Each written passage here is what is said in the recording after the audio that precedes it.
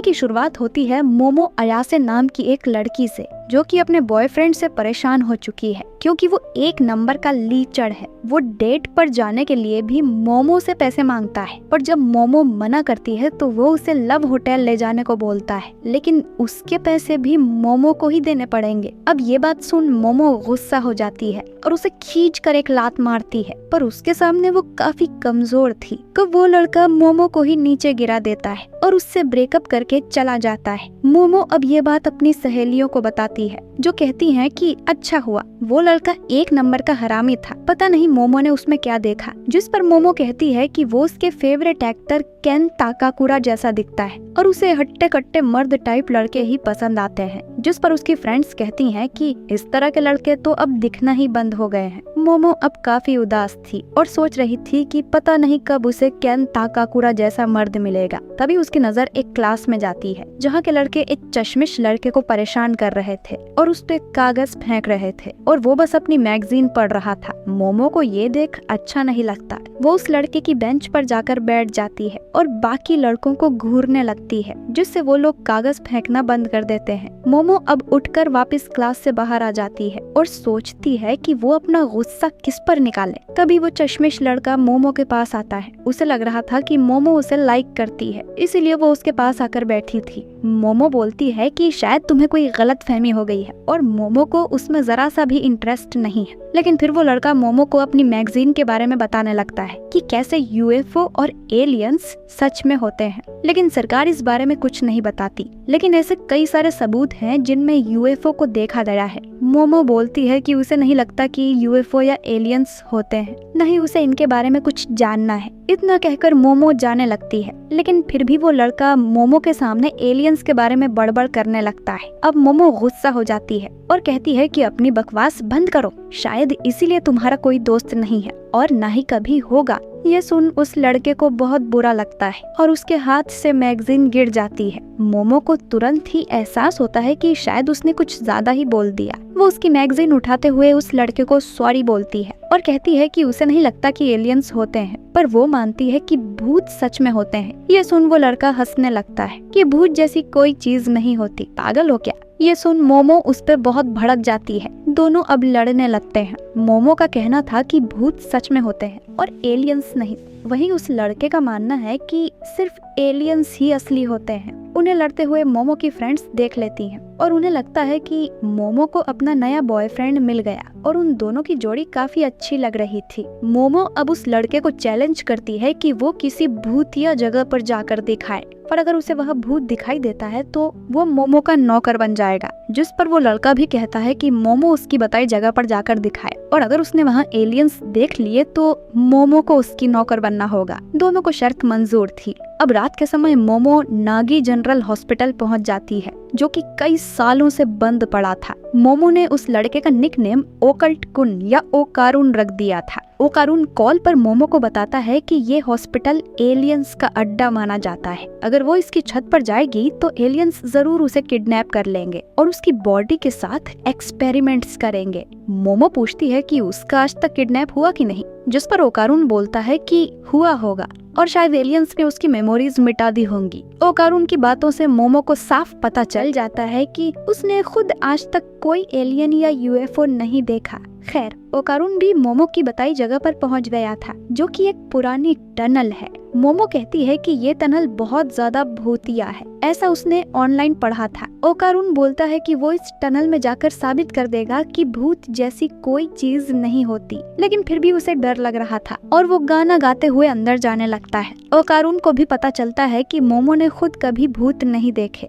वो उस पर चिल्लाने लगता है कि जब उसने खुद कभी भूत नहीं देखा तो वो उन पे यकीन कैसे कर सकती है। जिस पर मोमो बताती है कि उसकी दादी असल में एक स्पिरिट मीडियम है, यानी कि वो आत्माओं से बात कर सकती है। मोमो को उसकी दादी ने ही पाला है क्योंकि उसके पेरेंट्स मर चुके हैं। जब मोमो छोटी थी तब अपने सर पे हाथ रखकर वो एक रिचुअल पोज बनाकर बाहर निकलती थी। उसकी दादी का कहना था कि ऐसा करने से बुरी शक्तियाँ दूर रहती हैं। वो पोज बनाकर ही स्कूल में जाती थी और लड़के उसका मजाक उड़ाया करते थे, बल्कि जिस लड़के को मोमो पसंद करती थी वो भी उसका मजाक उड़ाने लगता है। जिससे मोमो को बहुत बुरा लगता है। उसे अपनी दादी से नफरत हो जाती है और वो उन्हें बुरा भला भी कह देती है, जिसके बाद कई दिनों तक उसकी अपनी दादी से बात नहीं होती। लेकिन बाद में मोमो को रियलाइज हुआ कि मोमो को इस बात से गुस्सा नहीं आया था कि उस लड़के ने मोमो का मजाक उड़ाया, बल्कि वो इस बात से गुस्सा थी कि उस लड़के ने उसकी दादी का मजाक उड़ाया। मोमो अपनी दादी से बहुत प्यार करती है और उसे उन पर पूरा भरोसा है, इसलिए उसे इस बात पर भी भरोसा है कि भूत होते हैं। अब वो ओकारून से पूछती है कि उसे क्यों लगता है कि एलियंस होते हैं, लेकिन ओकारून उसे कुछ नहीं बताता और बोलता है कि इसके पीछे कोई रीजन हो ऐसा जरूरी तो नहीं।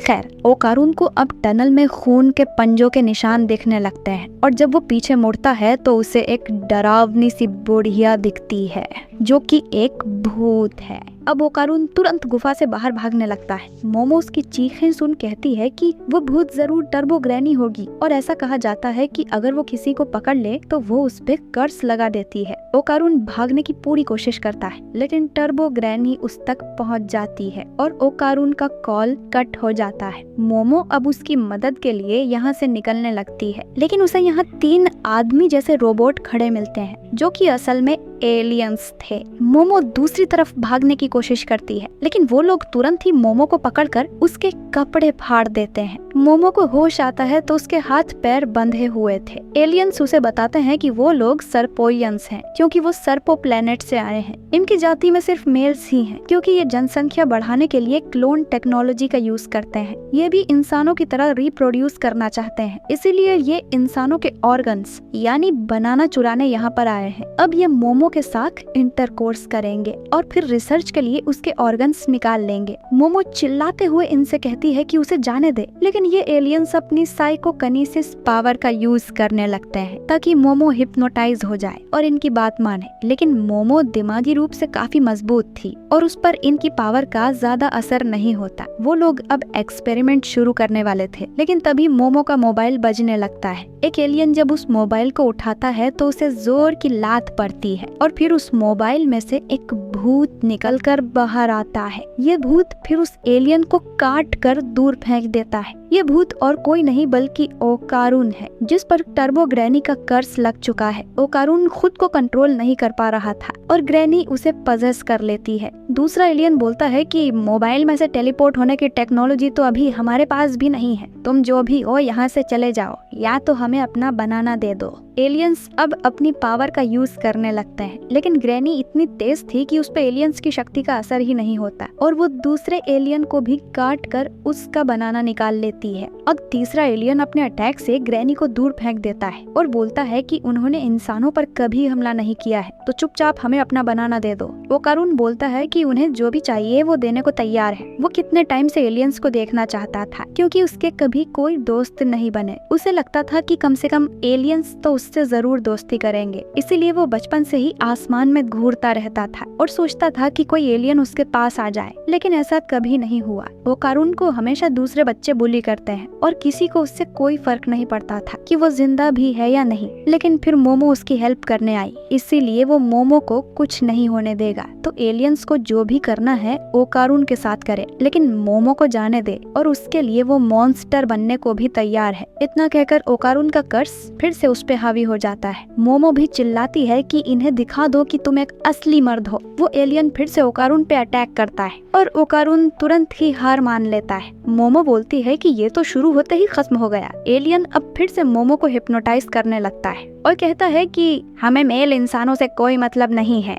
मोमो को अब अपनी दादी का एक फ्लैशबैक याद आता है, जिसमें वो मोमो को उसकी शक्ति बाहर निकालना सिखा रही थी ताकि वो हमेशा बुरी चीजों से खुद को बचा सके। लेकिन मोमो ये रिचुअल करने से मना कर देती है क्योंकि बच्चे उसका मजाक उड़ाते थे। मोमो ये कहते हुए भाग जाती है कि वो अपनी दादी से नफरत करती है और वो एक नकली स्पिरिट मीडियम है। मोमो अब सोचती है कि ये सब बातें उसे अब क्यों याद आ रही है। मोमो अब ध्यान लगाकर वही करती है जो उसकी दादी ने सिखाया था और अचानक उसके अंदर साइकिक पावर्स आ जाती हैं जिससे वो टेबल को तोड़कर आजाद हो जाती है, जो देख ओकारुन भी चौंक जाता है। मोमो को खुद यकीन नहीं होता कि उसके अंदर साइकिक पावर्स थी। एलियंस की पावर भी मोमो की पावर के सामने कमजोर पड़ रही थी। मोमो अब समझ जाती है कि उसकी दादी सच में एक स्पिरिट मीडियम है। वो उन्हें थैंक यू बोलती है और उस तीसरे एलियन को एक जोरदार लात मारती है, जो कि इतनी पावरफुल थी कि वो एलियन यूएफओ को तोड़ते हुए बाहर जाके गिरता है। और ये यूएफओ बाहर से देखने पर एक मून की तरह लग रहा था, लेकिन अब ये अपने असली रूप में आ जाता है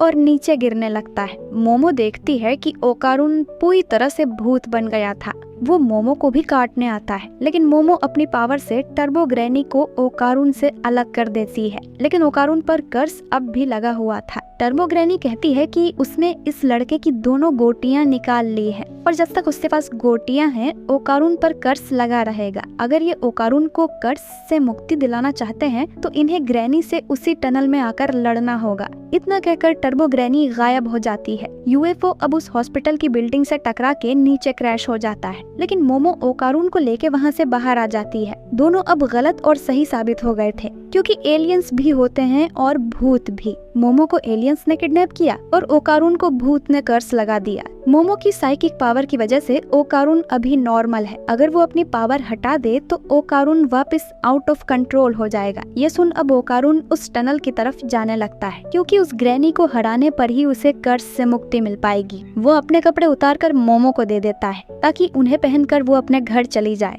मोमो कहती है कि वो उसके साथ चलेगी, उसकी हेल्प करने के लिए। जो सुन ओकारुन कहता है कि वो उसकी मदद क्यों ही करेगी, वो बस एक लूजर है। मोमो उसके कपड़े वापस कर उसके साथ चलने लगती है। ओकारुन बोलता है कि फिर भी ये कपड़े तो पहन ही लो, वरना वो ठीक से फोकस नहीं कर पाएगा। ये सुन मोमो के दिल में धक धक होने लगती है, क्योंकि केन ताकाकुरा ने भी एक बार ये लाइन मारी थी। वो अब सोचती है कि उसे तो इस लड़के का नाम तक नहीं पता। वो उसका नाम पूछती है और ओकारुन बताता है कि उसका नाम है केन ताकाकुरा। जो सुन मोमो के होश उड़ जाते हैं और उसके पीछे का यूएफओ ब्लास्ट हो जाता है और ये एपिसोड नंबर 1 यहीं पर एंड हो जाता है।